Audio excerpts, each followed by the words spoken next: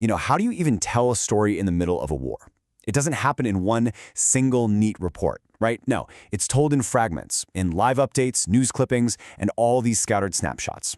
So that's what we're going to do today. We're going to piece together a collection of these sources about the Israel-Hamas conflict and really deconstruct the very specific narrative they're trying to build.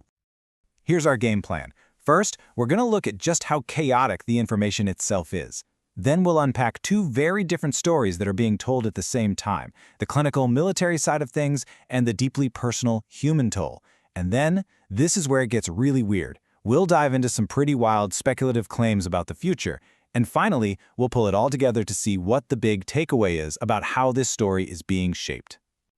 So, let's start with the very nature of this thing. Modern conflicts, they come at us in fragments. We don't really get a single, straight story anymore. What we get is this constant, chaotic storm of media. And the sources we're looking at today, they are a perfect example of that. So think of these as the puzzle pieces we're working with. They're media fragments designed for immediate impact, literally screaming things like live coverage and news update. On their own, they're kind of just noise. But when you start putting them together, a very deliberate picture starts to emerge.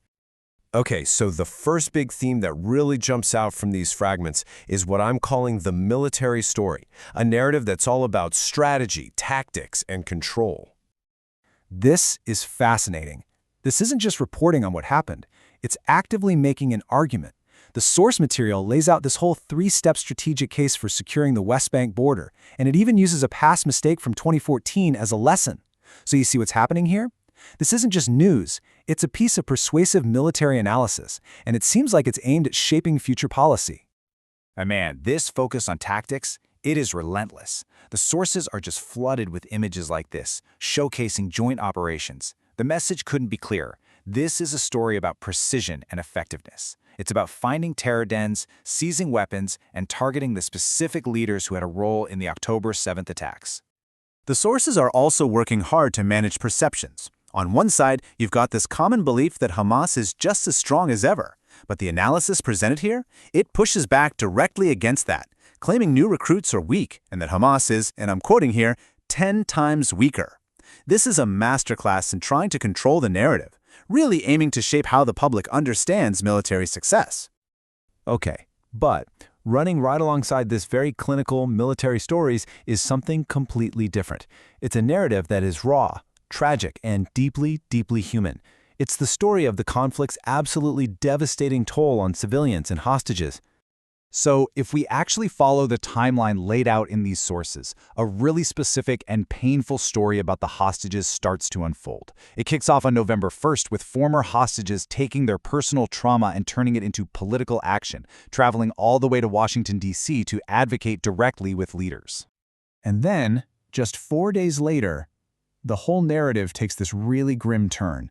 The hope starts to shift to grief, as the focus moves from the living hostages to the recovery of those who were killed. And this is where the story gets so personal. The sources give us a name, 73-year-old Menny Goddard, and then there's this heartbreakingly raw detail straight from the source itself. The words, 3 hostages left, written in all caps.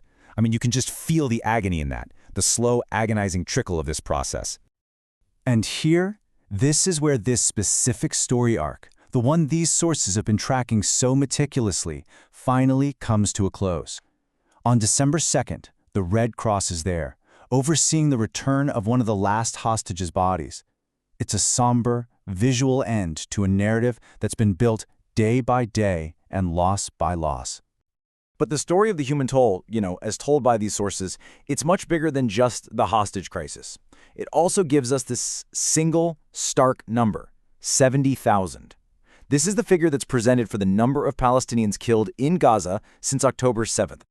And they don't just leave that number hanging there, right? It's paired with these really visceral images of devastation, just like this one. But notice the narrative technique here. See what's going on? The caption provides a justification, ceasefire violations.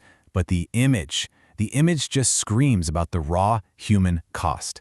The two work together to create a really complex and powerful message. All right. Now, we're about to get to the most unusual, frankly, the weirdest part of this whole collection of sources. This is where the narrative stops reporting on the past and literally starts inventing the future. Yeah, And this is where things get really, really strange, because some of these documents aren't reporting on the past at all. They're presenting facts from a future that hasn't even happened yet, creating a completely speculative narrative. It's wild. Just take a look at this. It's a quote from President Clinton, but look at the date, October 13th, 2025. It's describing a future where a ceasefire has been reached and President Trump gets the credit. Now, we have no idea where this document came from, but its purpose, it seems pretty clear, right? It's a constructed piece of a desired future. Okay, and if you thought that was weird, look at this. It's a fake news article dated April 2025. But the craziest part, the most incredible part, is the note on the side. The source itself is telling us this is false. So why include it? It's almost like the creator of this narrative is showing their work, presenting a potential piece of future propaganda, while at the same time disavowing it. It is a truly strange form of commentary. Okay, so when we put all these different pieces back together, the military victories, the human tragedy, and these bizarre glimpses into a totally fabricated future, what's the big takeaway here? What does it all mean? Well, the biggest takeaway is this. What we've been looking at isn't some random pile of news clippings. It is a deliberately, carefully constructed story. It's been curated to emphasize very specific themes: military success, the emotional weight of the hostage crisis, the scale of destruction, and it even uses pure speculation to try and shape our view of what's to come. It's such a powerful reminder that what we see is never the full story. It's always a story. And all of this really leaves us with one crucial question to think about. In an age where we're just bombarded with information, maybe the most important skill isn't just knowing the facts, but understanding how the story around those facts is actually being built. Because maybe, just maybe, the way a story gets told is the most important part of the story.